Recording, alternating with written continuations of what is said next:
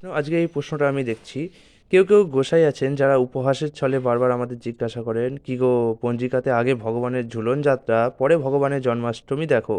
আগে ভগবানের জন্ম হওয়ার কথা, তা না হয় আগে ঝুলন কেন? এই নিয়ে বহু সাধারণ লোকও তর্ক করেন। এর যথার্থ উত্তর বলুন। উত্তর দেওয়া হয়েছে, জন্মের আগে পৃথিবীতে কোথাও ঝুলন লীলা শ্রীকৃষ্ণ করেছিলেন কিনা সে তো আপনি আপনার প্রশ্নকারী গোসাইয়ের কাছে জেনে নিতে পারেন। এ নিয়ে তর্কের কোনো প্রয়োজন নেই। যারা গোসাই, যারা পণ্ডিত, তারা কখনোই কিম্ভূত কিমাকার প্রশ্ন করে সাধারণ মানুষদের বিব্রত করে না।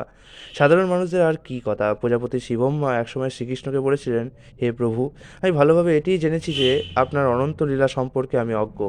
ছিল সনাতন গোস্বামী উল্লেখ করেছেন, সারা বছর বা সারা মাসের আর কি কথা, মাত্র একটি দিনের মধ্যে শ্রীকৃষ্ণ যে লীলা করেছেন সেই লীলা কথা শ্রী অনন্তদেব অনন্তকাল ধরে বর্ণনা করেও শেষ করতে পারে না।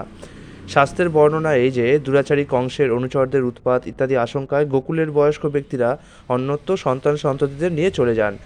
বর্ষানায় বিশ্বভানু মহারাজ ও নন্দ্রগ্রামে নন্দ মহারাজ এসে বসতি করেন। বর্ষানাতে দক্ষিণ পশ্চিম কোণায় কদম্ব খণ্ডিতে বিশ্বভানু কন্যা রাধা তার সখীদের সঙ্গে ঝুলন খেলা করছিলেন। তারপর গোচারণে এসে কৃষ্ণ বনদর্শনের ছলে সেই স্থানে এলে বৃন্দাদেবী কৃষ্ণ ও রাধিকার মিলন ঘটিয়ে ঝুলন দোলায় তাদের বসালেন।